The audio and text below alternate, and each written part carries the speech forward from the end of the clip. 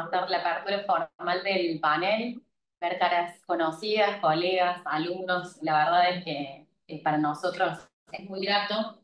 En primer lugar, compartir un espacio de conversación académica de quienes hace varios años estamos trabajando juntos en distintos ámbitos. Jorge Jaimes a mi izquierda, ya lo voy a presentar como corresponde, y el otro panelista que por razones médicas no pudo venir, que es Lucas Puceto. Somos tres colegas que desde distintas perspectivas de formación hemos estado conversando o compartiendo conversaciones en el último tiempo sobre los desafíos que enfrentábamos en los espacios de gestión pública de cara a las transformaciones del Estado, ¿no? Y un poco ese lugar de inscripción de cada uno, el mío desde la ciencia política, el de Jorge desde el liderazgo organizacional y el de Lucas Puceto desde la economía, trajo a la luz la idea de pensar este panel que nos convocaba a pensar un tiempo histórico que estamos viviendo y determinadas transformaciones que se demandan al Estado y a la administración pública en lo que algunos autores han llamado la era del Estado exponencial. Entonces, un poco eso es el origen del panel, las ganas y las inquietudes de poder explorar cómo conviven estas transformaciones tecnológicas, estas transformaciones económicas, productivas e ideológicas respecto del lugar del Estado, cómo las transformaciones que estamos viviendo de alguna manera en términos de la irrupción de coaliciones de gobierno de derecha que tienden a poner en duda la capacidad estatal para poder afrontar las dificultades y las desigualdades que se generan de estas transformaciones, en realidad nos obligan a pensar que la conversación no está puesta en menos estados, sino en mejores estados. Entonces, un poco eso es el origen de este panel, que se llama, como les dije, enfoque y aportes a los retos de la administración pública, que componemos quien les habla, Gabriela Brandan Sender y Jorge Jaimes, a quien voy a pasar a presentar en este momento. Bueno, Jorge Jaimes es magíster en Dirección de Negocios y licenciado en Psicología por la Universidad Nacional de Córdoba. Tiene un posgrado en Cooperación Educativa Internacional descentralizada en la Universidad Complutense de Madrid. También está formado en Planeamiento Educativo por la UNESCO y en Administración de Educación Superior por Harvard University UADE. Es actualmente secretario académico y de posgrado de la Universidad Provincial de Córdoba, pero también ha sido ex rector y vicerrector de la misma universidad, ex director de la Maestría de Dirección y Gestión de Organizaciones por la Universidad Blas Pascal, es ex rector de la Universidad Siglo XXI, profesor de conducción y liderazgo en la UPC y en comportamiento organizacional en la maestría en Administración de Negocios de la UTN y en la maestría en Dirección y Gestión de Organizaciones en la Universidad Blas Pascal. Bueno, me tengo que presentar a Gabriela. La verdad que, como decía Gaby, nos conocemos hace muchos años, una satisfacción poder compartir este panel y además, bueno, un orgullo también de poder acompañar en esta presentación que vamos a realizar. Bueno, María Gabriela Bradán Sender es doctora en Ciencia Política por el Centro de Estudios Avanzados de la Universidad Nacional de Córdoba, licenciada en Ciencia Política por la Universidad Católica de Córdoba. Actualmente es directora general de Planeamiento, Evaluación y Prospectiva del Ministerio de Educación de la provincia de Córdoba. Asimismo, se desempeña como investigadora y docente de grado de la Facultad de Ciencia Política y Relaciones Internacionales de la Universidad Católica, a cargo de la Cátedra Filosofía Social del Instituto de Gestión Pública de la Universidad Provincial de Córdoba, como profesora ordinaria de la Cátedra Teoría de la Administración Pública de la Licenciatura en Gestión Pública. Bueno, si les parece, entonces vamos a saludar también allí a quienes nos están acompañando de manera virtual. Y vamos a empezar con... Voy a dar comienzo yo porque de alguna manera la ponencia mía enmarcaba la conversación que después tenía algún anclaje mucho más empírico en la conversación que va a plantear Jorge y la que va a plantear Lucas, que lamentablemente no nos va a poder acompañar. Así que, con su permiso, voy a dar inicio yo a la presentación. Mi presentación, como decía la placa anterior, se pregunta un poco esta inquietud de qué tipo de administración pública urge construir en el tiempo presente. Y esta duda o esta pregunta que planteo en realidad tiene que ver quizás con un recorrido eh, que propongo para mirar la administración pública a partir de la dimensión política, ¿no? Devolverle a la administración pública la discusión sobre la política y fundamentalmente sobre el lugar del Estado y sobre la función del Estado, de alguna manera busca romper o distanciarse de la separación de la administración pública como mera razón técnica, ¿no? Recupero ahí, de alguna manera, eh, las, muchas de las discusiones y desafíos que hoy enfrentamos a nivel subnacional, a nivel regional y a nivel nacional, tienen que ver con pensar qué tipo de administración pública en el contexto que tenemos. Un contexto que se presenta con una irrupción inusitada de las transformaciones tecnológicas, ¿sí? Paradigmas de administración pública que conviven solapadamente con resultados disímiles, perdón, esquemas burocráticos, beberianos, esquemas gerenciales, algunos sectores de la administración pública que en cambio se piensan desde perspectivas de gobernanza. De alguna forma, todos esos modelos de administración pública conviviendo en los estados con resultados divergentes, ¿no? Como capas, digo yo, geológicas de distintas transformaciones que hemos ido viviendo en las administraciones públicas provinciales y nacionales y que hoy, de alguna manera, coexisten de alguna forma también con un mandato de procesos de modernización. Hoy podemos decir que estamos ante un paradigma de gestión pública que entiende que la gestión pública tiene que ser ciertamente innovadora, ¿sí? Y desde hace un tiempo esa innovación, la toma de decisiones basadas en evidencia, la planificación estratégica, la gestión inteligente, de alguna forma son los mandatos que tienen los estados, mientras que conviven con todos estos esquemas de gestión pública y administración. También decía en la introducción el contexto sociopolítico que nos atraviesa a nivel nacional y regional, ¿no? La llegada al poder a través de elecciones democráticas y coaliciones políticas que sostienen que es necesario que la innovación no puede convivir con un esquema de derechos, ¿no? Y de alguna manera mi distanciamiento de ese lugar, mi convicción de que la innovación puede y debe convivir con un esquema de derechos, y que en ese contexto reducir el rol del Estado para garantizar una eficiencia no es la solución a los problemas que se presentan, sino al contrario, tiene que ver con la negación política del rol del Estado. De alguna forma, lo que quiero invitarles a pensar es que el discurso de la negación de lo político respecto de la eficiencia social y la libertad individual, de alguna manera no conduce a pensar estados mejores, sino que en cambio hay que asumir los desafíos que tenemos desde el Estado para pensar soluciones. Máxime en un contexto donde las desigualdades sociales y económicas se profundizan, ¿no? Coexiste una administración pública con estas características, un escenario ideológico político con un discurso, un relato sobre el lugar del Estado mínimo y profundas desigualdades que le demandan cada vez más al Estado soluciones, ¿no? Lejos de no necesitarlas, las necesitamos de manera urgente. Y a la vez, estados que aparecen impugnados en términos de representación política, en términos de transparencia, en términos de corrupción. De alguna forma, todos estos discursos son los que están penetrando la conversación sobre qué administración pública urge construir en este tiempo presente. Entonces, algunas, algunas, algunos puntos de partida que tomo de una literatura que es más bien clásica, que no plantea grandes discusiones, pero que sí me sirve a mí para pensar algunos mojones desde donde yo quiero pensar esto. Esta ponencia es fundamentalmente una ponencia que busca construir una reflexión desde la ciencia política para mirar la administración pública. Y lo digo así porque durante muchos años como politóloga me sentí muy incómoda con una perspectiva institucionalista de la ciencia política. Ustedes saben muy bien que la ciencia política es una ciencia del orden, o surge modernamente como una ciencia del orden. Y muchas veces la aproximación a la estructura interna del Estado se hace desde el mismo lugar. A mí me gusta, en cambio, pensar que la ciencia política es la ciencia que nos permite ver o aproximarnos a un objeto que es la política y lo político, como sus instituciones materiales, pero también con su relación conflictiva, de ontología, que de alguna manera nos permite mirar formas u otras de vivir. Entonces eso nos permite mirar críticamente los estados de situación del orden, por decirlo de alguna manera. Traigo a Pilar Villanueva para pensar la administración pública siempre en el juego permanente entre una razón técnica y una razón política.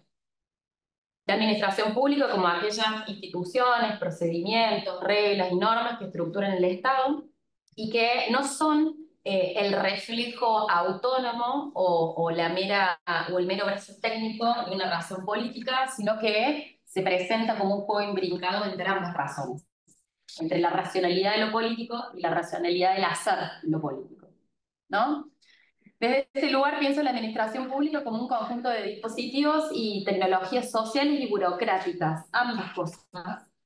Mi formación de posgrado me llevó mucho a leer la perspectiva postestructural y desde ahí muchas veces miré la política pública, el Estado desde una perspectiva de racionalidad gubernamental y desde ese lugar pienso a la administración pública como tecnologías y dispositivos de poder, ¿no? Y eso nos obliga a pensar que dialoga necesariamente con una racionalidad política.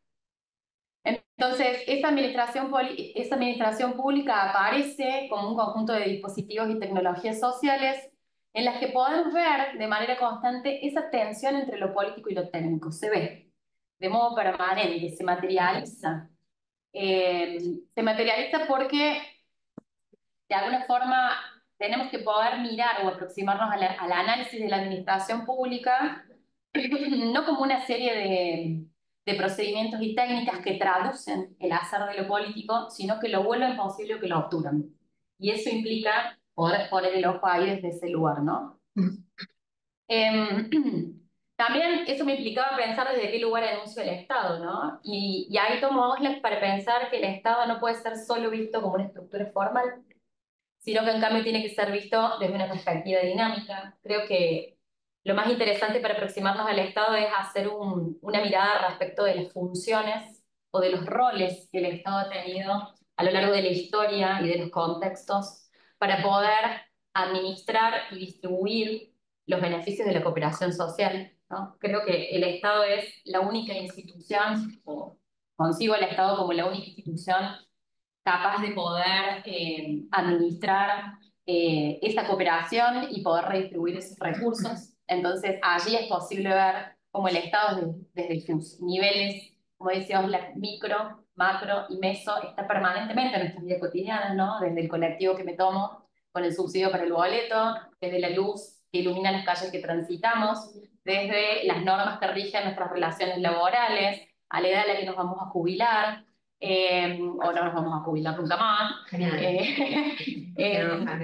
las políticas públicas y también los actos de legitimidad y de distribución que los propios esquemas gubernamentales de alguna manera forjan a partir de las alianzas con determinados actores en determinados tiempos históricos, ¿no? Entonces, de alguna forma, esa aproximación al Estado nos permite mirar cómo la administración pública juega ese juego, por decirlo de alguna manera, para materializar esos distintos elementos que se van planteando en esos tres niveles.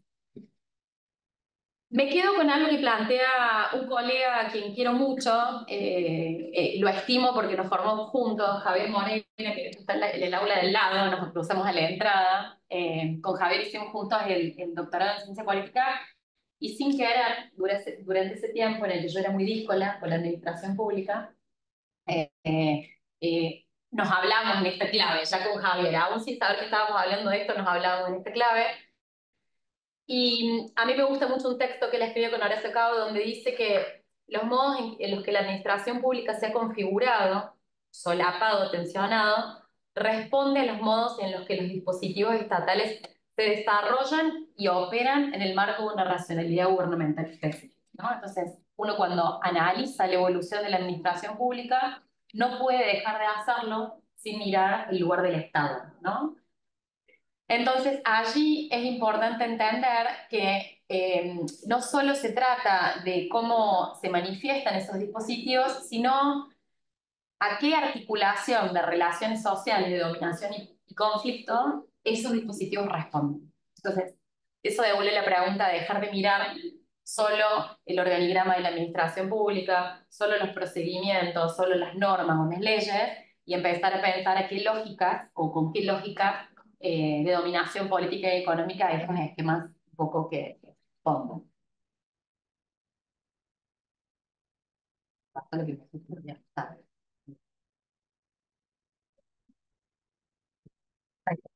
No pasó bueno. Entonces, ¿cómo pensar esta caja de herramientas conceptual en el contexto en el que estamos hoy? Porque uno siempre piensa los marcos teóricos, o por lo menos yo, como cajas de herramientas, ¿no? Son los lentes con los que yo voy a mirar un fenómeno que de alguna manera comienza a ganar mucho lugar en la agenda pública, que tiene que ver con la irrupción de las tecnologías, que tiene que ver con la aceleración de las transformaciones tecnológicas y económicas, que ciertamente responden a un tiempo inusitado. Nunca antes lo hemos visto. No porque la tecnología no haya estado en la administración pública, al contrario, desde la década de los 90 ya asistimos a distintas irrupciones de la tecnología, el Internet en procesos de administración pública, sino porque la era exponencial, como dicen algunos autores, nos enfrenta a un tiempo que supone transformaciones antes que aritméticas, más bien geométricas. Son tan veloces las transformaciones de la inteligencia artificial, la datificación, el manejo de las grandes bases y volúmenes de datos, la interoperabilidad de la información, que cada vez demandan mayores funciones o funciones disímiles a distintos actores, ¿no? Hay una irrupción de actores privados, creo que también un poco, yo lo digo en la ponencia, ¿no? Creo que hay dos fenómenos que confluyen bastante para traer esto a la agenda pública nacional y mundial. Quizás en algunos países ya parece como más fuerte, pero a mi modo de ver irrumpe completamente con la pandemia, ¿no? La pandemia, de alguna forma, el contexto del virus del COVID, da cuenta de la necesidad de los estados de poder gestionar con información y más evidencias. Y de alguna manera también da cuenta de cómo hay otros actores más allá del Estado muy preocupados y ocupados por consumir esos datos, ¿no? Por consumir esos datos y por traccionar la producción y la interoperabilidad de esos datos en otros espacios, ¿no? Entonces podríamos decir, bueno, pero en un contexto donde ya el Estado no es el único que produce datos, pensemos en lo que era el enfoque del estadística estatal, ¿no? El Estado era el principal actor de producción de información. Bueno, ¿qué rol podrían tener los Estados? Y entonces aquí tomo mucho a Oscar Oslak porque él dice, en esta era exponencial donde se producen muchas desigualdades producto de estas transformaciones, es el Estado quien tiene el rol principal para regular, promover y producir algunas transformaciones específicas. Lejos de ser un actor más, es un actor central. Porque solo con el Estado, con un Estado que se piense en una era exponencial, es factible regular los efectos que se producen de estos cambios acelerados en las poblaciones, pensar administraciones públicas que puedan hacer usos ético-políticos responsables de esa información, construir liderazgos, y un poco de eso va a hablar Jorge, y cuadros burocráticos que de alguna manera puedan llevar adelante esas transformaciones, lejos de un esquema de reemplazar estructuras burocráticas obsoletas. La idea es renovar la mirada sobre los cuadros burocráticos y sobre las competencias y las capacidades que esos cuadros burocráticos tienen que tener. Es decir, pensar un poco qué capacidades institucionales requiere un Estado de la era exponencial, pero también qué demandas aparecen a la administración pública en este contexto, ¿no? Y allí entonces, cuatro que listo de Oslak, que recupero, que es la administración pública requiere hoy más que nunca asumir nuevos roles y funciones. Roles y funciones para las cuales no estaba preparada, roles y funciones que de alguna manera requieren nuevos perfiles técnicos, nuevas dinámicas laborales, nuevos liderazgos, nuevas competencias institucionales, nuevas reglas y procedimientos, ¿no? La verdad es que todavía, y pienso en el caso de nuestra propia administración pública provincial, incluso entre ministerios uno puede tener acceso a organizaciones administrativas completamente diferentes y dentro de los mismos ministerios, y pienso acá colegas con las que compartimos ministerio, ¿no? También hay áreas que son mucho más ágiles o que están más con una mirada estratégica, otras áreas más operativas y burocráticas, y eso convive permanentemente. En sintonía con eso, la consecuente modificación que se requiere en la composición de los elencos de funcionarios, ¿no? Creo que hoy estamos viviendo grandes transformaciones en los liderazgos políticos y fundamentalmente en los roles de los funcionarios y en las posiciones que esos funcionarios tienen que asumir en estas transformaciones. De esto va a hablar Jorge, así que yo no voy a profundizar un poco más allí. La digitalización de los procesos administrativos, la irrupción de la mercadotecnia de aplicaciones y de vendedores de soluciones digitales para los estados. Creo que los estados tenemos que poder desarrollar competitivamente soluciones propias, generar alianzas, pensar esquemas de gobernanza, pero nunca construir llaves en mano de soluciones que le quiten al Estado la capacidad de gestionar esa información. Esto es una posición personal y política sobre la digitalización en el marco de los estados.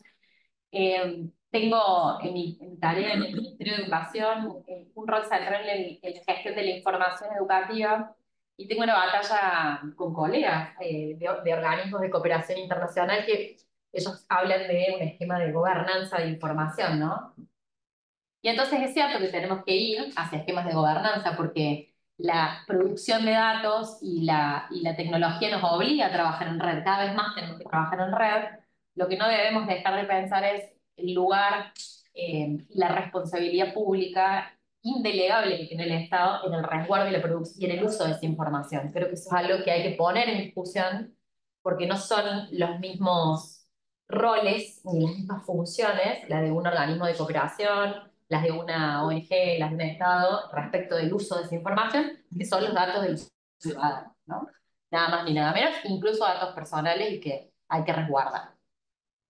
Y por último, conviviendo con este esquema de transformaciones, procesos de participación ciudadana cada vez más eh, interesantes, cada vez que demandan mayor responsabilidad pública a los estados, mayor rendición de cuentas, mayores agendas abiertas, y eso también requiere administraciones públicas capaces de poder abrir el diálogo y generar espacios de concertación con distintos actores sociales, ¿no?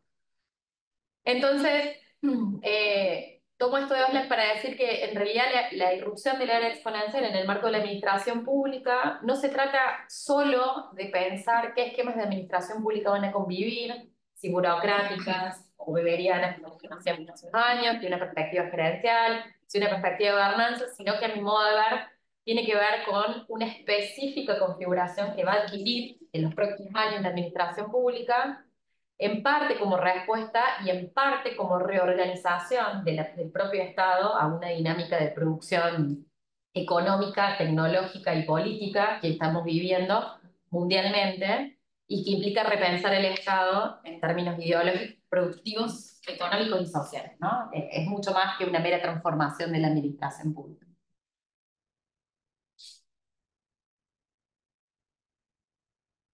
Y entonces acá, lejos de la retirada, propongo abrazar el Estado.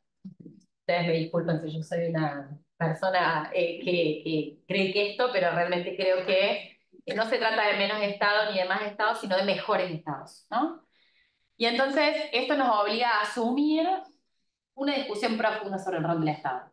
Aprovechar la discusión de la administración pública, pero no pensarla como razón técnica, sino pensarla en la tensión entre la razón técnica y la razón política. Y entonces para mí un mejor Estado tiene que tener al menos tres grandes dimensiones que me animo a pensar hoy o a traer a la conversación, sin perjuicio que lo que salga del intercambio permita ampliar la lista o engrosarla o poner la discusión. Para mí, un mejor Estado en este contexto, en el contexto del Estado exponencial, es un Estado capaz de innovar, de promover, pero también de regular y proveer servicios, ¿sí? No se trata solo de regular. Creo que un mejor Estado es un Estado que asume lo que puede hacer, que se alía estratégicamente con aquello que no puede resolver por sí mismo, pero que no renuncia nunca a su rol político y social en la gestión de las relaciones sociales y de la garantía de los derechos de sus ciudadanos. Es decir, el Estado sigue siendo el actor principal para equilibrar las oportunidades y las consecuencias de la vida social, no hay otro actor que lo pueda hacer. No lo van a hacer las empresas, no lo van a hacer las organizaciones, no lo van a hacer los bancos, lo vamos a hacer desde el Estado. Esto no implica cercenar la oportunidad de generar alianzas, sino construir alianzas inteligentes, pensando siempre en ese lugar central que tiene y sobre todo en la regulación de esas alianzas. No olvidar nunca el lugar que tiene el Estado en la producción jurídica para poder garantizar estos derechos y oportunidades. Luego no estamos hablando de cualquier Estado, estamos hablando de la importancia de pensar un Estado que profundice su esquema democrático y ético. No, una administración pública en la era exponencial requiere un Estado profundamente democrático que garantice ahí pongo las condiciones para la toma de decisiones colectivas y plurales y que, a mí me gusta mucho decir, es mejor que me escucho decir muchas veces, que albergue el conflicto como parte constitutiva de la vida en sociedad, ¿no? Gestionar el desacuerdo, esto que digo hace muchos años, el carácter conflictivo de la vida social, y por eso me peleo tantos años con la ciencia política, a pesar de que soy politóloga, tiene que ver con esto, ¿no? Con reconocer que el orden no es nada más que una artificialidad y que en ese punto la administración pública y el Estado debe pensarse democráticamente de manera plural, reconociendo esa pluralidad y habilitando y multiplicando los espacios de participación de los propios sujetos y de los colectivos. Creo que esto es necesario. Y un tercer punto en el que cada vez estoy más convencida, necesitamos un Estado profesionalizado. El tiempo que vivimos nos obliga a pensar cada vez más cuadros en la administración pública altamente profesionalizados, y cuando digo profesionalizados no digo tecnócratas, ¿no? Creo que hay que dejar de discutir o dejar de dudar de la capacidad de la profesionalización para desempeñar la función pública.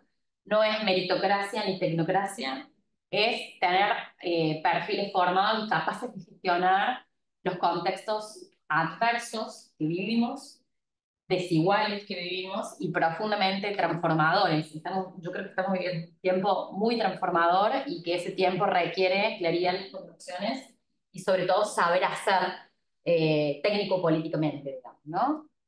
Entonces, ahí anoté algunas cositas: potenciar cuadros burocráticos y liderazgos políticos que pongan las herramientas del conocimiento, el trabajo colaborativo, la definición de metas y propósitos a mediano y largo plazo, al servicio de la planificación y la concreción de políticas de Estado. Es decir, devolverle a la planificación estratégica el carácter de lo político, no como un ejercicio normativo ni técnico, sino como una forma de pensar hacia dónde queremos llevar un proyecto de política de Estado. Y algo que a mí me gusta mucho, porque me dedico a la filosofía política también, ya les habrán dado cuenta, soy como media hereje en el rumbo. Me gusta pensar que ese mejor Estado requiere una teoría crítica o una metateoría que nos haga pensar de qué manera podemos devolver la discusión a la administración pública desde la perspectiva ético-política. Y aquí leo a algunos autores como Saden, que es un autor que trae a colación el impacto de la inteligencia artificial en la filosofía, para decir que estamos viviendo un tiempo en el que la inteligencia artificial instala una enunciación pretendida de la verdad, ¿no? Parece que los algoritmos nos gobiernan. El algoritmo nos dice, nos predice qué es lo que vamos a encontrar. Nos predice, de alguna forma, una verdad que se enuncia como cerrada y que no da la posibilidad a los sujetos de devolver la pregunta de cómo queremos vivir. Entonces yo sí creo que hay que devolverle esa pregunta al Estado. La discusión sobre el Estado tiene que volver la mirada de qué proyectos colectivos y sociales estamos promoviendo, desde qué lugar ético-político lo estamos haciendo, y en el contexto de un Estado exponencial, devolver esa pregunta a la capacidad humana. Digo, la tecnología lejos creo que nos vaya a reemplazar. Sí creo que debemos devolver siempre a la evolución de la tecnología la pregunta sobre el rol humano para decidir qué usos hacer de esa tecnología, cómo aprovechar estas oportunidades y fundamentalmente en el marco del Estado, cómo construir los modos de ser común y cómo administrarlo a partir de estructuras institucionales que de alguna manera dialoguen con esto. ¿No es todo?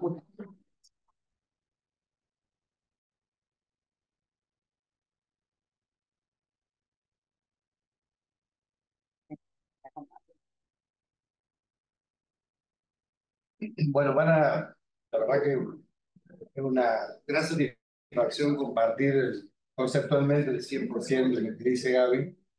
Como le decíamos recién, la verdad que hace muchos años que trabajamos juntos y nos conocemos, pero por ahí cuando suceden estas cosas, como dice Milán Kundera, parecen la belleza de las casualidades, ¿no? Porque en realidad, bueno, nos pusimos de acuerdo en participar en este panel con el otro colega que no está, pero no nos metimos en qué iba a hacer cada uno. Y teníamos como un paraguas conceptual de que íbamos a trabajar, y obviamente cada uno sabe en qué anda uno y el otro, pero luego cuando nos empezamos a leer, nos dimos cuenta del nivel de coincidencia y de complementariedad por ahí muy interesante que surgió de nuevo, causalmente, siguiendo con Cordera. Bueno, un poco lo que, de alguna manera, que esta parte de la panel es darle algún tipo de una mirada, con algún, por supuesto, con algún marco conceptual, teórico, pero también con algún anclaje, con alguna idea de mirarlo desde lo que sería la cuestión de la cotidianeidad, digamos, y pensar, digamos, de una perspectiva de lo que sucede hoy, digamos, en términos del liderazgo, y también pensar o repensar cuáles son aquellos puntos que podría pensar como oportunidad de mejora, oportunidad de cambio y transformación. Y de algún modo la idea que quería empezar era pensando un poco desde el punto de vista de, de esto que decía recién Gaby, no dejar de ver la visión estratégica y la planificación estratégica como un elemento que nos ayuda a comprender el Estado.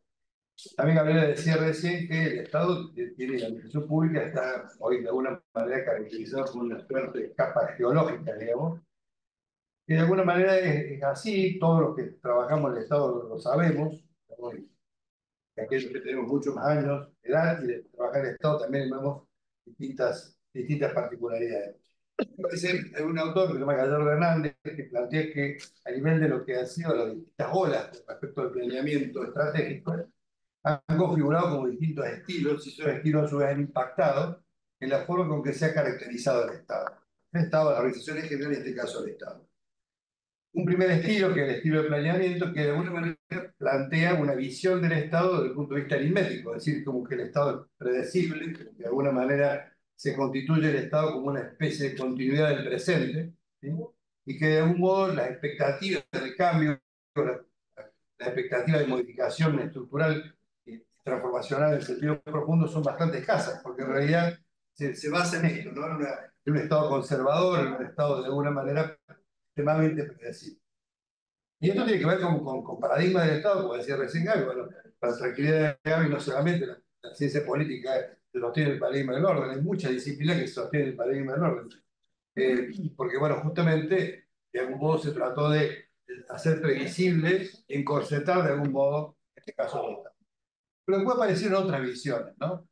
Por ejemplo, lo que es el Estado visionario, que de alguna manera se planteó la posibilidad de construir o mirar, digamos, futuros que aparecían desde el punto de vista fáctico como bastante poco alcanzables, ¿no? Como que lo fáctico, la base fáctica de ese futuro era muy baja, ¿no? De alguna manera era una suerte de imaginación de una construcción de un futuro donde de alguna manera se orientaba, digamos, al logro de esos propósitos, así, en un sentido digamos, muy poco probable de ser visualizado de nuevo desde el punto de vista de la red fáctica.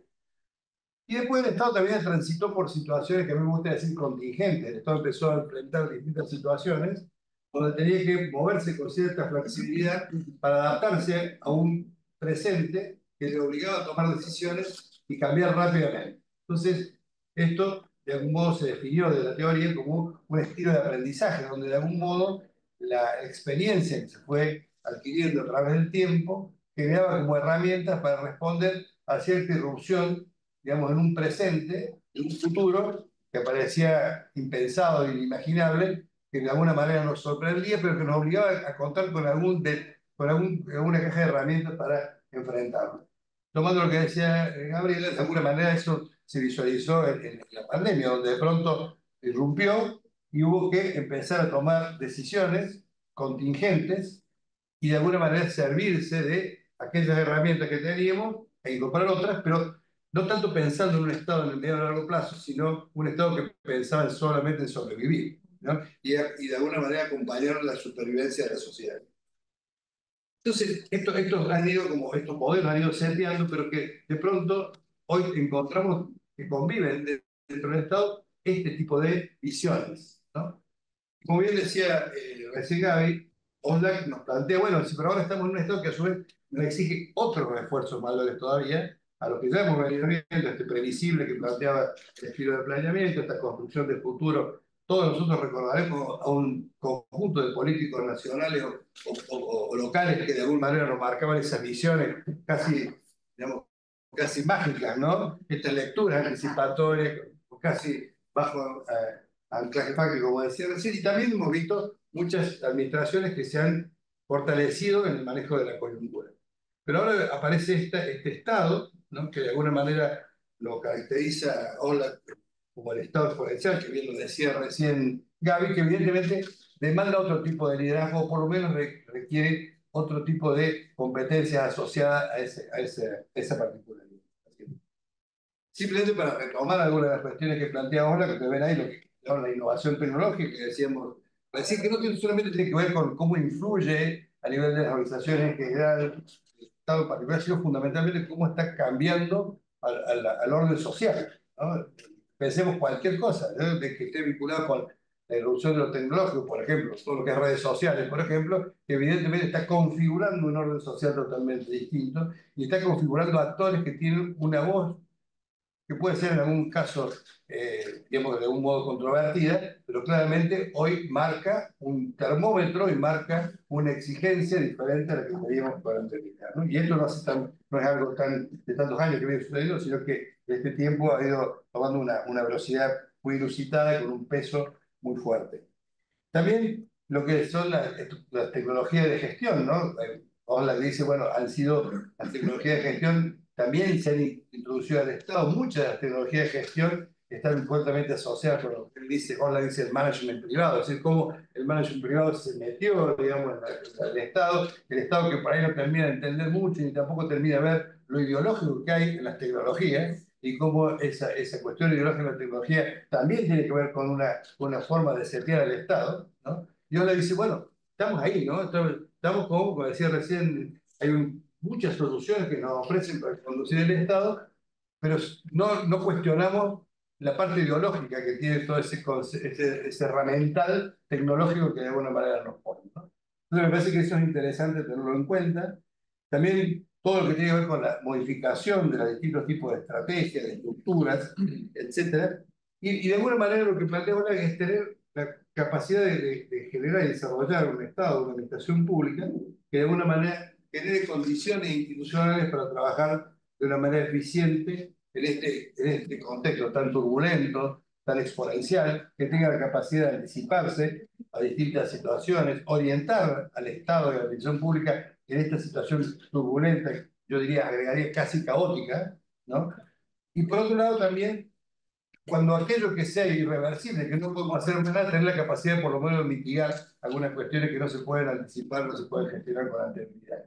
Esto de alguna manera nos lleva a pensar que esos tres estilos que decíamos antes, el planeamiento, el estilo visionario y el estilo de aprendizaje, tendríamos que postular un nuevo estilo, que es justamente el estilo exponencial, ¿no? Siguiendo la lógica de la teoría de Orlan, ¿no? Un estilo exponencial que nos permita planificar este estado, digamos, tan y volátil, para decirlo de alguna manera, o por lo menos que se desenvuelve en un contexto muy volátil y de alguna manera que tenga la capacidad de gestionar con eficiencia, yo diría, tomando un autor que voy a citar más adelante, que es John Kotter, liderar con eficiencia el cambio, ¿no? Que esto es algo muy complejo, pero que evidentemente nos lleva, cuando hablo del cambio, no hablo del cambio conservador, sino hablo del cambio absolutamente disruptivo, aquel cambio que a nivel de las organizaciones en general y el Estado en particular nos obliga a reconfigurarlo de manera radical. Entonces, de modo tal que este estilo exponencial es un estilo que realmente tiene que dialogar con ese estado diferencial de una manera muy importante y muy contundente. Ahí, una de las bases, siguiendo con este eje, mirando desde el punto de vista estratégico, del planeamiento estratégico, la lógica del planeamiento estratégico incluye, de alguna manera, crea una base constitutiva del planeamiento estratégico, lo que se denomina el planeamiento normativo. El planeamiento normativo no es nada más que los acuerdos que necesitamos realizar, nada más ni nada menos, que los acuerdos que tenemos que realizar ex ante a cualquier proceso de planificación. Y en esos acuerdos, ¿no es cierto?, que nosotros hacemos, esa base constitutiva que tiene que ver con los valores, se juega mucho más de lo que creemos, ¿no? Y digo, y cuando uno mira estos efectos que se están viendo en este momento en el liderazgo político, y sobre todo el liderazgo político nacional, uno tiene que pensar qué pasa con esos acuerdos. ¿Qué pasa con esos acuerdos que de alguna manera están avanzando de un modo muy serio y muy problemático frente a cuestiones que tienen que ver con derechos y que tienen que ver con una concepción de la vida en sociedad, donde de pronto se empieza en esos acuerdos no solamente a normalizar, sino también a potenciar la violencia, la falta de respeto, ¿no? El desacreditar permanentemente, atacar violentamente.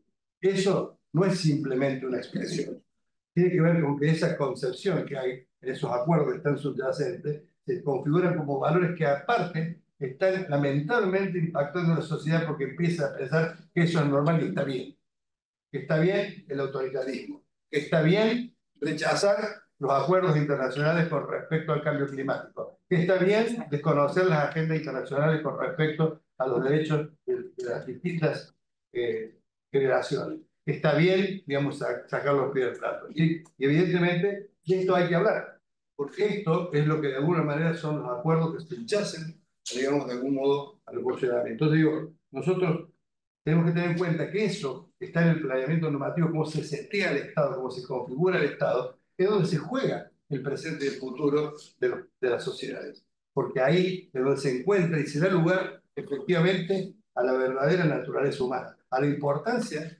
de lo que es la razón de ser de las personas, tanto quienes formamos parte del Estado y fundamentalmente a quienes va nuestra función como Estado. Entonces, esa cuestión subyacente, ¿no? Que tiene que ver con valores, que tiene que ver con paradigmas, que algunos de mis ex alumnos que me han escuchado muchas veces decirlo, tiene que ver con esto. Es decir, cómo ahí estamos definiendo aquello que no se ve, aquello que no se dice, pero aquello que está presente y que de alguna manera se estea, como decía, de un modo muy, muy importante a la sociedad en general. Y ahí está la centralidad de los líderes, porque los líderes, de algún modo, cuando desarrollan su actividad, uno de los ejes fundamentales que están instituyendo valores, están instituyendo modos de desarrollar su actividad, están instituyendo cómo se concibe, como decía recién, lo social, cómo se concibe lo político, cómo se conciben los derechos, cómo se conciben las relaciones internacionales, etcétera. Entonces digo, es muy importante esto, y que ese planeamiento normativo, que de alguna manera nos convoca, en cada lugar que estemos en la administración pública, lo primero que nos convoca es definir esos acuerdos básicos, esos valores, de dónde hablamos, qué hacemos, por qué lo hacemos, para qué lo hacemos. Ahí está el reservorio ético y ahí está la forma donde nosotros de alguna manera vamos a acercar a la organización del Estado. Entonces, avanzando un poquito más, se trata entonces de pensar un liderazgo público, nosotros que es un diálogo dinámico con este Estado, con estos contextos históricos, donde de alguna manera estamos atravesados, como decía recién, por las tecnologías, pero también por la mayor demanda de los ciudadanos, por mayores demandas y además con una mayor, digamos, demanda de respuesta, ¿no? De los ciudadanos. Fíjense que, digamos, volviendo a Kotler dice, si nosotros no tenemos la capacidad de desarrollar resultados tempranos, claramente vamos generando, digamos, innecesariamente una mayor cantidad de decepciones en nuestra gestión, como quienes de alguna manera tenemos a cargo el liderazgo de determinadas situaciones organizacionales del Estado, ¿no? Es importante de alguna manera entender que nosotros estamos en un estado donde, de algún modo, como decíamos recién, que tiene estas características, donde tiene esas capas geológicas, donde está de alguna manera fuertemente atravesado por el cambio disruptivo y donde de algún modo se plantea una suerte de caos y orden al mismo tiempo, ¿no? Es decir, como que el Estado vive en un estado de caos y un estado de orden, ¿sí? Lo cual no está mal. Lo que está mal es negarlo, ¿eh? El caos es. Yo tenía un profe hace muchos años que decía, las organizaciones irreversiblemente conducen al caos. Irreversiblemente. Entonces, digamos, el caos es una situación que está y además está bien que suceda y además tiene un lado muy positivo que este. Y el orden tiene que ver también con la posibilidad de sostener ciertos funcionamientos con algún nivel de previsibilidad, con algún nivel de gestión de la complejidad. Pero no podemos pensar de que cuando uno lidera no puede tener, no debería tener en cuenta ambos aspectos, ¿no? Entonces, ahí sí, tomando poco llevando la teoría de esto, hay un autor que se llama John Kotter, que lo vengo nombrado hace rato, que es fundamentalmente un experto en liderazgo, y dentro del liderazgo, una de sus mayores contribuciones ha sido a la gestión de cambios así de este tipo irreversibles, disruptivos, profundos, estructurales. Él plantea básicamente que hay como una especie de participación del liderazgo en todo lo que tenga que ver con el caos, y hay una participación de la gestión en todo lo que tiene que ver con el orden, ¿no? Dice, bueno, el liderazgo está más vinculado con el caos y la gestión, en el sentido más clásico, está más vinculado con lo que tiene que ver con el orden. Sin embargo, también Kotter dice que tanto el liderazgo como la gestión desarrollan funciones más o acciones más o menos parecidas. Por un lado dice, deciden lo que se debe hacer, crean redes de personas y vinculaciones y relaciones, y también se procuran asegurarse que las cosas se hagan dentro del espacio de desarrollo. Entonces, si más o menos tienen que ver con las mismas cosas, ¿por qué hay cuestiones diferenciales en una y otra? ¿Por qué, de alguna manera, eh, algunas cuestiones son inherentes al liderazgo y otras cuestiones son inherentes a la gestión o a la dirección también, ¿no? A veces uno cuando lee este tipo de biografías no habla tanto de la gestión, yo estoy siendo riguroso por cómo lo define Potter, pero en realidad uno puede hablar de la similitud y diferencia entre lo que es liderazgo y dirección, digamos, para verlo de esta manera. Entonces ahí yo les he hecho algunas citas con respecto a lo que este autor refiere a la gestión, ¿no? Fíjense, por un lado dice que la gestión, su mayor cometido es justamente enfrentar la complejidad. Así dice, la organización y el Estado en particular son complejos, son disfuncionales, tienden a desarmarse o deshacerse. Entonces, la gestión lo que tiende es justamente a volverlo previsible, a ordenarlo, a estructurarlo. Por eso dice, aporta un grado de orden y consistencia, a dimensiones claves, calidad, etcétera, etcétera. También le quiere dar previsibilidad en cuanto a su supervivencia, por ejemplo, a nivel económico-financiero. Entonces, por lo tanto, ahí aparece la necesidad de planificar en base a la elaboración de presupuestos, definir objetivos, definir metas, medidas para poder evaluar el cumplimiento de sus planes y de sus presupuestos, y también la posibilidad de asignación de recursos. Por otro lado, también piensa en el desarrollo de la organización, pensando en una estructura de cómo de alguna manera organiza la dotación de los distintos recursos humanos que los componen, gestiona los conflictos, fundamentalmente, que son inherentes, y fundamentalmente con esta idea de que la gestión tiene que resolver la complejidad que se materializa en los conflictos, y por lo tanto también monitorea todos los procesos que están asociados a los planes. Entonces, fíjense, claramente en todo eso que acabo de decir, si lo miramos desde Kotter, la gestión o la dirección fundamentalmente tiende a encorsetar, tiende a ordenar, tiende a hacerlo previsible, a garantizar cierta previsibilidad. Pero fíjense lo que dice el liderazgo. El liderazgo dice interpelar al orden y cuestionar el status quo. O sea, justamente, el que lidera no está preocupado en el orden. El que lidera está preocupado en romper el orden. Cuestiona el status quo.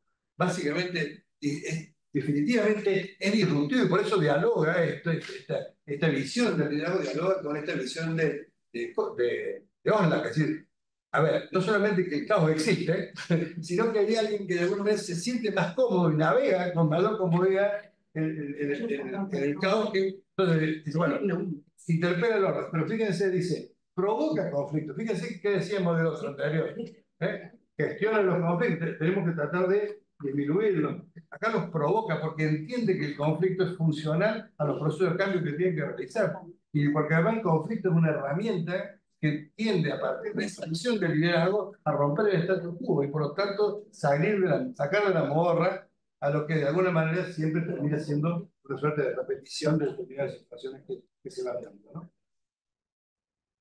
Trabaja en la creación de visión y estrategia, obviamente, y fundamentalmente apunta a lo que es a fijar la orientación, y miren, fíjense, ahí rescata cuestiones de lo que sería el estilo visionario. Dice, esa forma de construir, ¿no?, esa visión y de alguna manera manejar la orientación, no tiene tanto que ver con lo racional, sino tiene que ver con cierto componente de intuición, ¿no es cierto? Cierta capacidad, digamos, de una lectura diferencial, que la vamos a ver adelante, otro autor lo toma de una manera también particular, que justamente es donde pone el peso relativo, ¿no? Dice, el liderazgo tiene que tener en cuenta esa fijación de visión, tiene que generar esa orientación, pero también se basa fundamentalmente en este marco más de, hoy se conoce como la inteligencia emocional, que tiene más que ver con la intuición. Y obviamente tiene que ver con motivar, con inspirar, ¿no es cierto?, a las personas, y fíjense, apelando a emociones y a necesidades humanas. O sea, de alguna manera, el peso relativo que pone el liderazgo lo pone muy fuertemente asociado a la parte más emocional de las personas, de la organización y de las personas. Y por otro lado, lo que tiene que ver con la dirección y la gestión, lo pone mucho más del lado racional. Nosotros todos vivimos así como demonios, ¿no? Vivimos con la razón y con la emoción. Bueno, pues de alguna manera es como esto lo llevamos a la vida.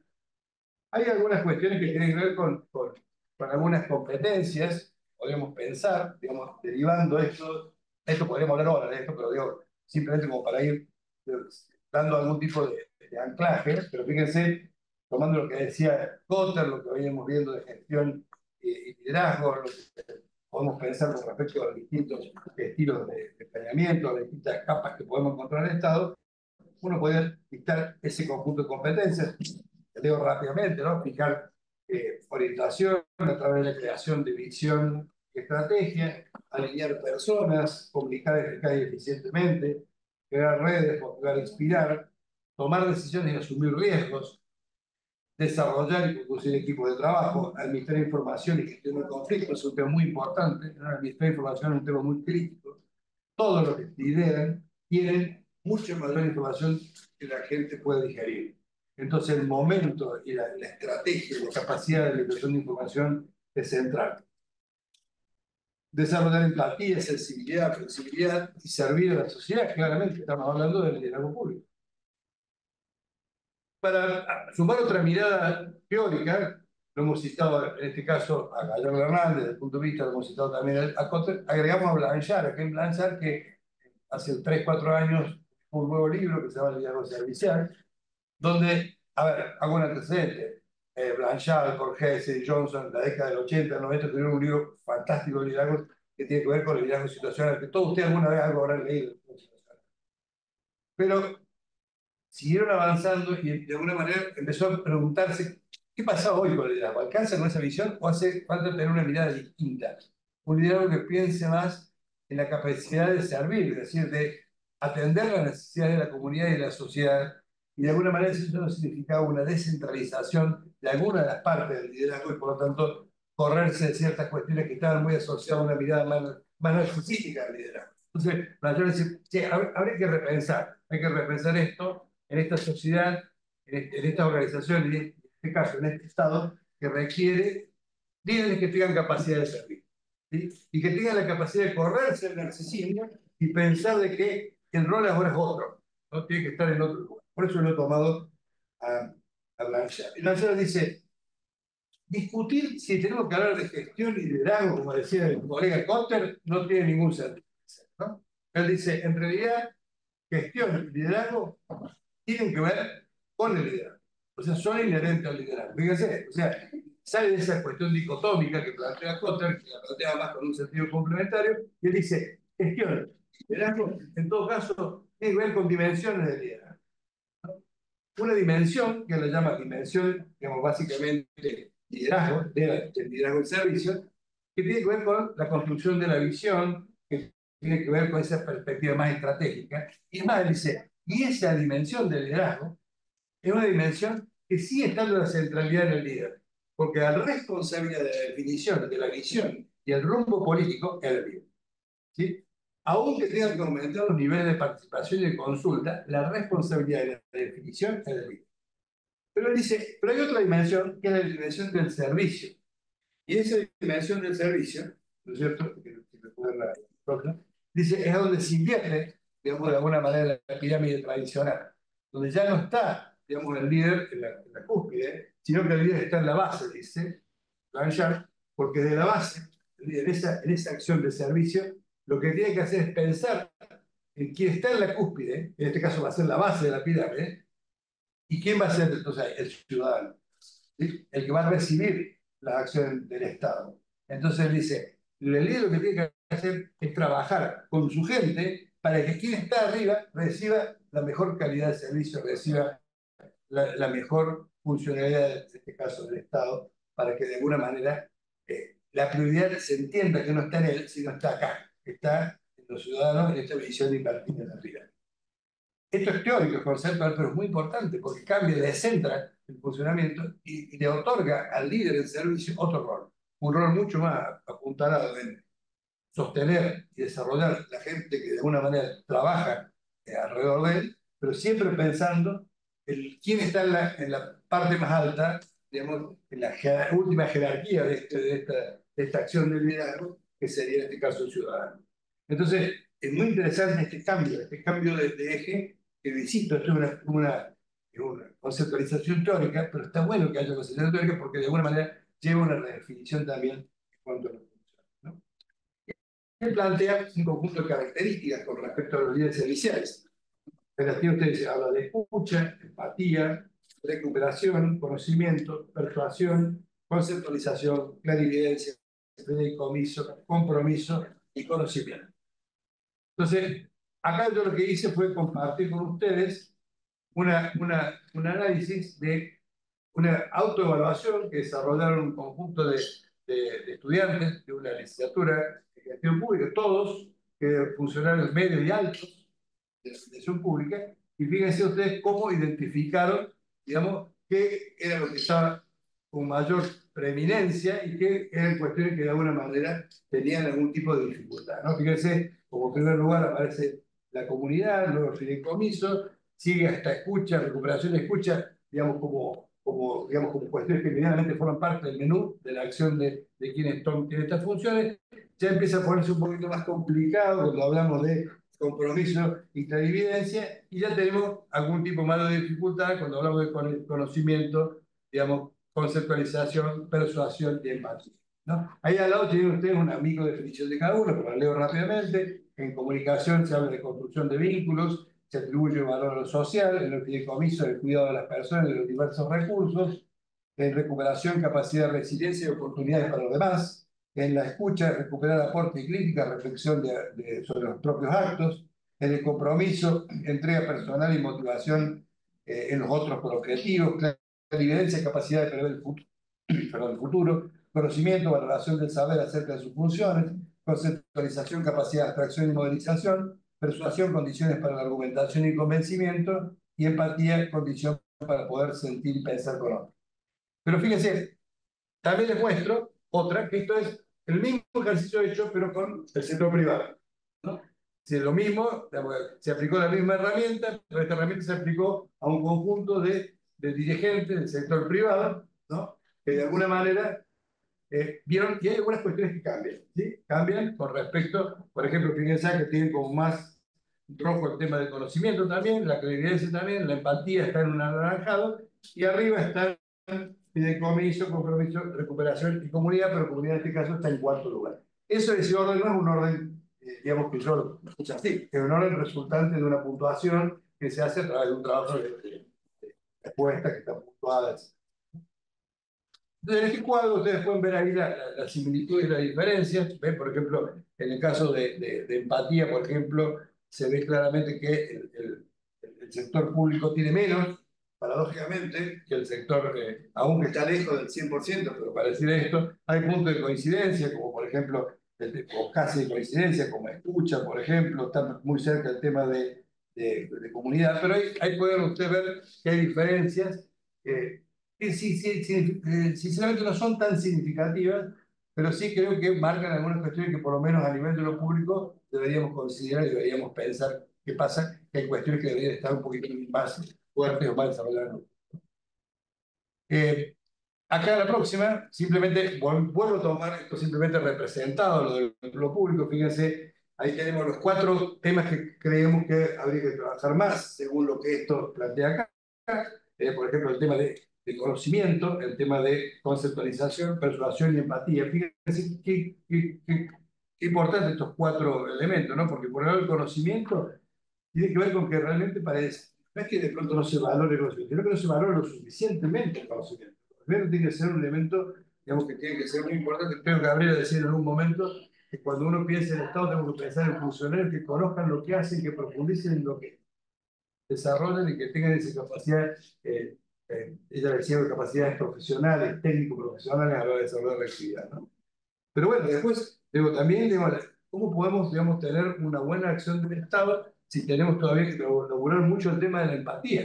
¿Sí? Porque la empatía significa tener la capacidad de podernos poner, no de decir, yo te entiendo lo que te pasa, ¿sí? Porque esa es una versión light de la empatía, ¿sí? La empatía es sentir lo que te pasa. Entonces, ¿cómo yo puedo hacer un estado distinto si no siento lo que le pasa a la gente? ¿Sí? O no lo siento lo suficientemente.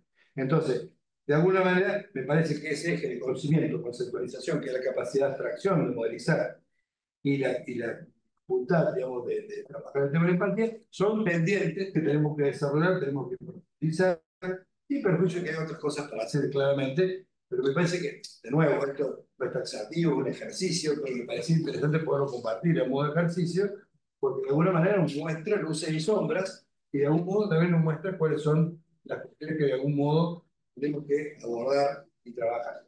Por una cuestión adicional, todas competencias, estas capacidades, no se logran solamente con capacitación. Se logran con distintas acciones que tienen que ver con la experiencia vital, que tienen que ver con la sensibilidad, que tienen que ver con la posibilidad de interactuar con los otros, que tienen que ver con los distintos procesos de socialización que vamos a atravesar. En definitiva, para ir cerrando, quedan tres, ya no nos aburro más, pero para ir cerrando, lo primero, el liderazgo servicial se considera al liderazgo como un proceso de construcción. Eso es muy importante. De nuevo,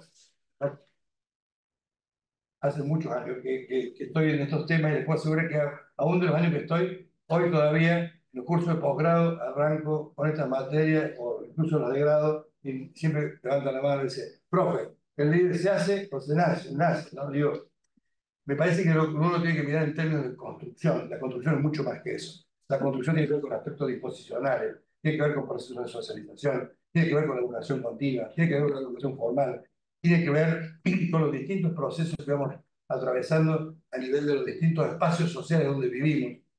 Tiene que ver con momentos críticos existenciales. Todos nosotros vivimos momentos críticos existenciales que nos reconfiguran, porque por lo menos nos genera la oportunidad de reconfigurar, ¿no? Pero fundamentalmente tiene dos grandes vectores. La posibilidad siempre de reflexionar sobre uno mismo y la segunda es tener en cuenta a los otros, nada más ni nada menos, ¿no?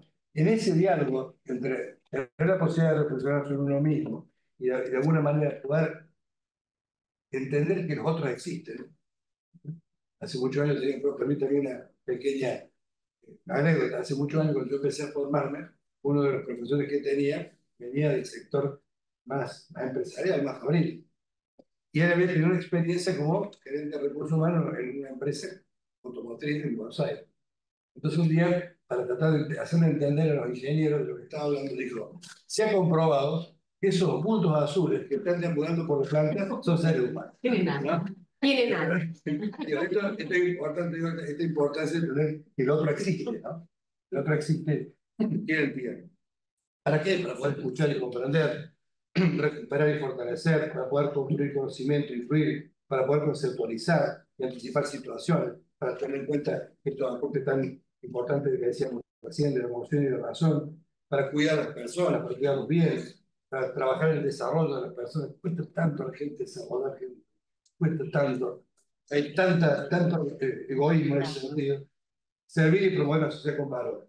Cerrando, y la última sí, que es ahí la tiene usted, el liderazgo público debe contribuir a una cultura organizacional del Estado que penetre en el entramado de las personas que colaboran en la función pública para que puedan actuar en su contacto directo con los ciudadanos, receptores de los bienes y servicios con conocimiento, atribuciones y capacidad de decisión que prioricen el bienestar de la sociedad.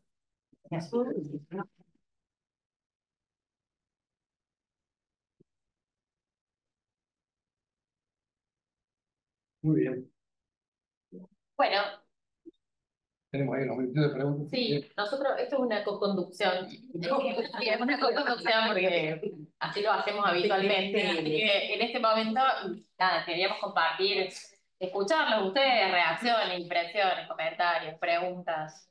Es su momento. Quizás, si no es una pregunta, algún comentario, alguna intervención. Yo quiero hacerles una pregunta capaz que incómoda, quizás. Bienvenido sea. Sebastián es mi nombre de la Ciudad de La Plata, la Universidad Nacional de La Plata. Los dos hablaron mucho del tema de capas geológicas en el Estado, es una cosa que la conocemos de toda la vida. A veces puede ser positivo o negativo, porque puede ser mucha experiencia, entonces está bien, y a veces son incorporaciones políticas de personas que no han entrado o a través de procesos de selección o algo, y son personas que quizás molestan a la gestión, ¿no? Y hablamos ustedes decían de Oslak, de que el cambio que se viene o que se vino es irreversible y disruptivo. Entonces digo, ¿ustedes piensan que se debe discutir la estabilidad del empleo público? ¿Es momento de discutirla? Más allá de que sea una cuestión constitucional.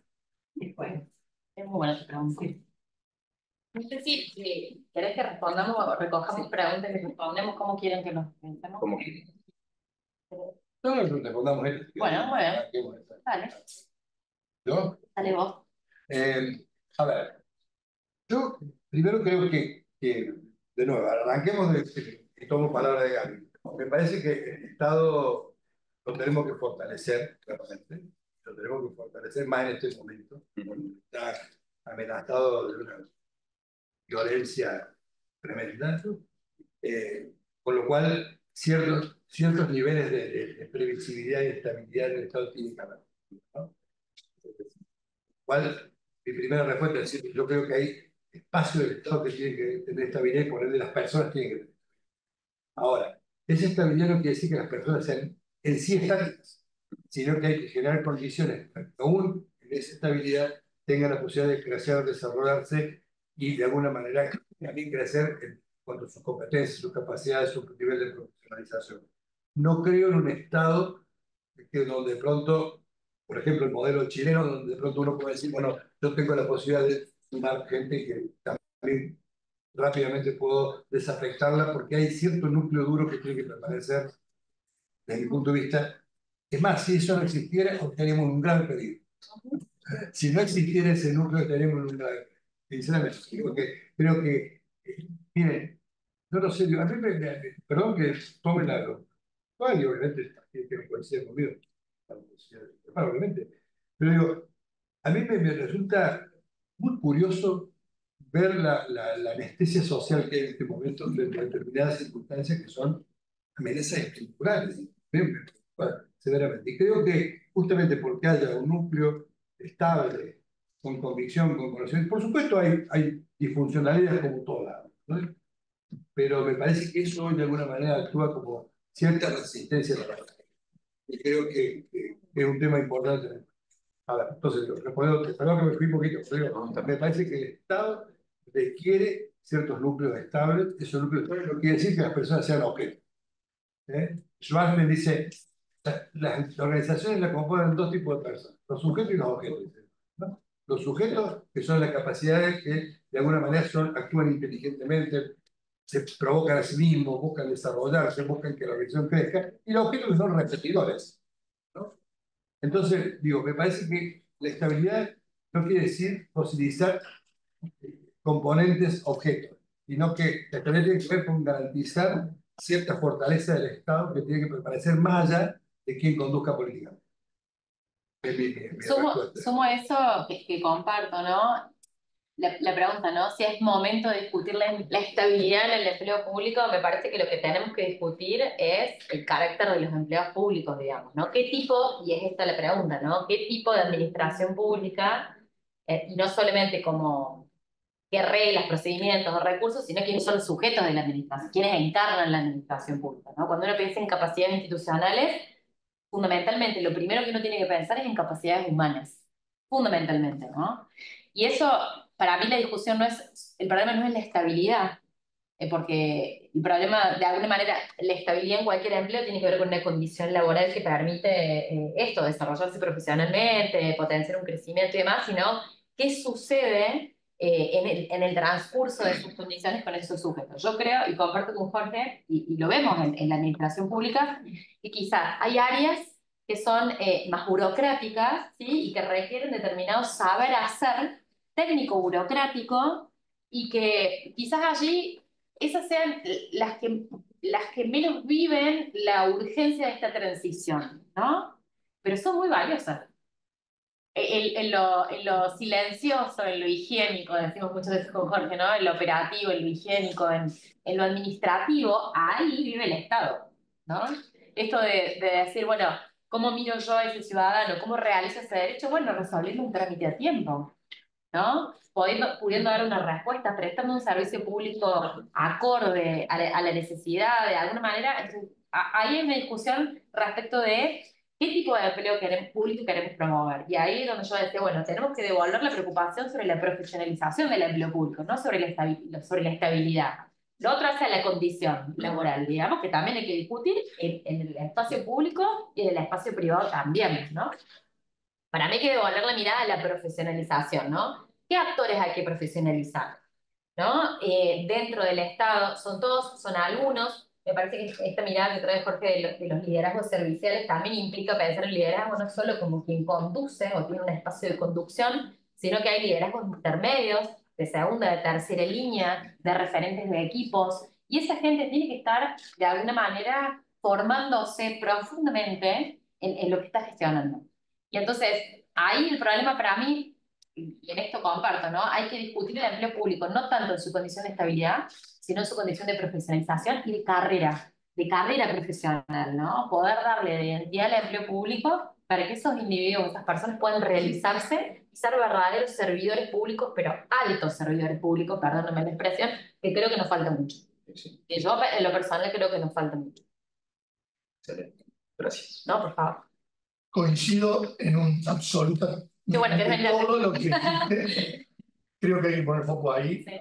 En la profesionalización del empleo público tengo una tesis hecha al respecto y me parece que es ahí donde hay que enfocar, ¿no? Pero la pregunta era para el doctor. Yo no sé si los liderazgos en algún momento, en alguna charla, en función que yo ocupo en el organismo donde hace muchos años que estoy, se discutía, y quiero que usted me dé su opinión, si los liderazgos se agotan dentro de la administración pública. Estábamos planteando el hecho de por qué estaban algunas oficinas dentro del organismo en el cual trabajo, por qué estaban tan apagados, y coincidían algunos de los que estábamos en la reunión, que eso era porque los liderazgos estaban agotados y que la gente no tenía ese incentivo de un liderazgo nuevo, de un liderazgo que expresara y actuara de forma distinta a lo que venía sucediendo en muchas gestiones anteriores. La pregunta puntual es esa. Sí, primero, la aclaración formal, no soy doctor, también. Perdón. No, pensé que No, soy currículum había dicho doctor. Perdón. La cuestión formal, no, digo, correcto, acá tengo una doctora. Entonces, Acá tengo una doctora y después Me costó un montón la tesis, como a los abogados nos dicen doctores y no somos doctores, somos abogados. Tengo muchos años. No, digo, la cuestión formal. A ver, fíjense que es muy interesante. Primero la respuesta es sí, obvio, ¿no? Pero digo, más allá de eso, no solamente sí, sino que hace muchos años, perdón, que voy a hacer lo que no me gusta hacer, pero digo, me recuerdo que escribí una nota vinculada con este tema, en la voz de hace muchos años, hace por 15, 20 años, y yo me acuerdo que cuando me preguntaban en esa nota, digamos, me atrevía con, iba por esta niña y me preguntaban cuál era la condición que yo quería que tener un líder. Entonces yo dije alguna, pero la que más pegó fue, dije, es líder aquel que sabe que va a dejar de serlo. Y esto no es poco, ¿eh? Es decir, saber, tenerlo claro que uno va a dejar de serlo, ¿no? No solamente que es sano para uno, pues sino después se resiste a dejar de serlo. Bueno, hay gente que se resiste a dejar de serlo y está conmemorado de lo que en algún momento fue, está torturando personas, está volviendo ineficiente organizaciones, sino que además obtura el desarrollo y el crecimiento. Entonces me parece que, digo, no solamente que sí, sino que además, ya diría que casi una cuestión de falla constitutiva de quien de alguna manera no sabe que en algún momento va a dejar de serlo. ¿Sí? No es fácil, lo reconozco, digo, me parece que no es fácil, pero digo, tiene que ver con esto, no tiene que ver la posibilidad de saber de que lo voy a dejar de ser, y por lo tanto, en eso también vislumbro que al saber que voy a dejar de ser, me voy a tener que retirar. Retirar no quiere decir que me vaya a mi casa, retirar tiene la función de liderar, porque liderar es una función, no es algo ontológico, ¿no? Es una función, ¿entiendes? Definitivamente es así, coincido. Y ese liderazgo desgastado, cansado, que tiene que correrse y no se corre, repercute en la labor del equipo, ¿no es cierto? Eso, destruye, destruye. Y fíjense, un autor que hoy no cité, pero que es aquí que está más familiarizado con la psicología, lo habrán escuchado alguna vez, el Gallen dice, en la medida que el líder no reconozca que su razón de ser estar en quienes de alguna manera lo significan como tal, que son los otros, ¿no? Porque en realidad, el liderazgo como función, ¿quién significa eso? ¿Uno o los otros? Los otros. ¿Se entiende? Entonces, él dice esto, si la medida que en quien de alguna manera el líder no se da cuenta que lo dejaron de significar los otros, estamos en un problema. ¿Se entiende lo que digo? Entonces, me parece que sí, claro, y además obtuve el crecimiento. En serio lo que digo, se vuelve torturante, por ejemplo, en serio, se vuelve torturante, es infuncional, es muy incómodo. Sí, definitivamente. Gracias. No. Yo primero agradecerles a aquellos que compartimos mesas de trabajo. Pocas veces tenemos tiempo de hablar en estos términos, digo, con la profundidad y el tiempo. Me parece primero que dejamos un montón de interrogantes abiertos y a lo mejor en cada uno de los párrafos surgen diferentes preguntas. Lo que no puedo es no dejar de conectar esta idea de la construcción del liderazgo en relación a unos funcionarios profesionalizados y tampoco dejar de conectarlo con una política muy tradicional en algunas áreas de la administración pública hace muchos años, que el técnico y el político no son la misma persona. Entonces, en esto de la profesionalización de la administración pública y también de la construcción del liderazgo, que cuando vos hablabas, Jorge, yo me imaginaba un líder en términos de caos y un equipo en términos de gestión. A ver, tenía inclusive nombres en la cabeza, y cada uno de nosotros habíamos transcurrido por algunos espacios, y me parece que eso era positivo en términos políticos y de leer a la administración pública en términos políticos. Entonces, más o menos la pregunta va por cómo construir este nuevo funcionario en donde lo político no sea mala palabra, porque además le permite un encuentro y una empatía con el otro, digo, poder construir la alteridad que a veces no la tiene porque es demasiado técnico. Y por otra parte, digo, la recuperación de lo político y en los momentos que es necesario, digo, porque también hay como una dimensión que no se ha hablado acá, que ha estado, digo, muy buena en conceptualización, porque tiene que ver con los políticos partidarios y los momentos de elecciones y la contradicción, inclusive de algunos resultados en relación a lo que demanda. O sea, la ciudadana demanda más Estado, pero a su vez vota el que dice achiquece y demás. Pero digo, ¿cómo esto, en los momentos de elección, hay gente que considera que una buena gestión es la base para una buena elección? Está muy bueno. Bueno, no sé yo. Me gusta esta idea donde recuperas que lo político. Primero, gracias. Sí, comparto con vos que muchas veces coincidimos en muchos espacios y a veces no tenemos la profundidad ni el tiempo para conversar así que celebro que lo podamos hacer aquí y que lo sigamos haciendo a partir de aquí.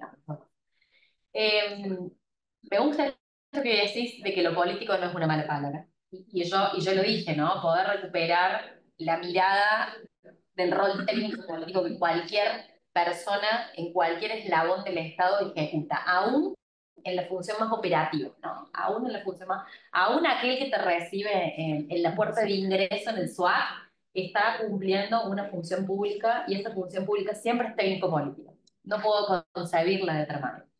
Y entonces comparto con vos que esta separación entre lo técnico y lo político, o entre aquellos que tienden a reificar lo técnico de lo político, tiene que ver con discursos de la administración pública, de la construcción de los servidores públicos, exclusivamente en términos burocráticos, ¿no? Y separar, esto que viene dice Jorge, de los liderazgos, me parece interesante esto de volver la mirada del liderazgo, y perdón si no lo hago en clave de psicología organizacional, sino más bien en clave de análisis político, ¿no?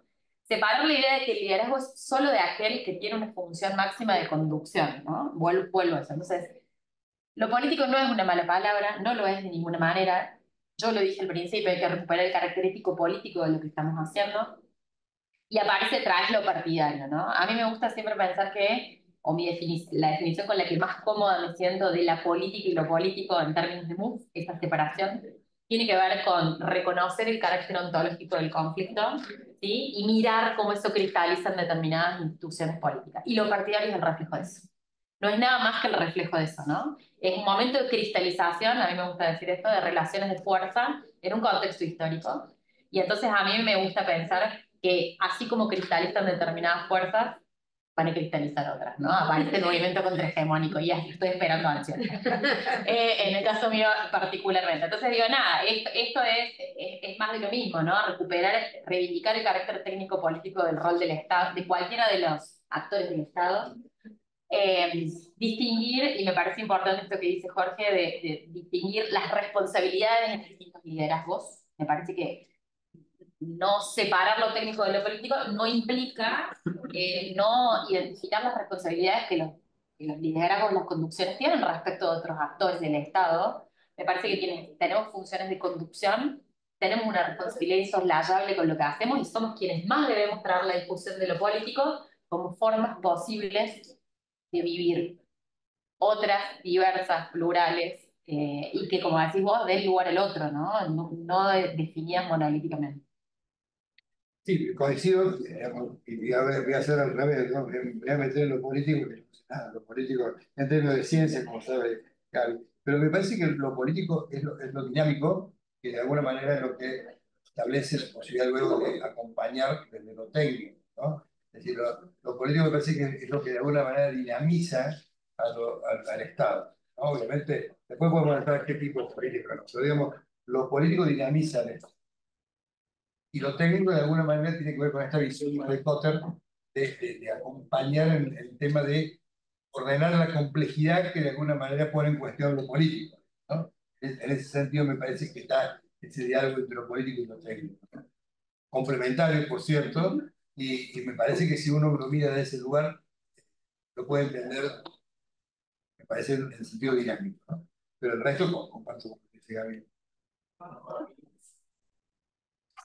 Bueno, Muy bien. son las 4:30. Yo creo que tenemos que dar cierre a ya está. Tenían que apagar la luz. Menos mal que no vino luz. No sé, menos mal que Lucas no vino. Porque no veo. No, Lucas Pensé que por después para menos mal que no viniste. menos mal que no había lugar para. Bueno, muchas gracias. La verdad.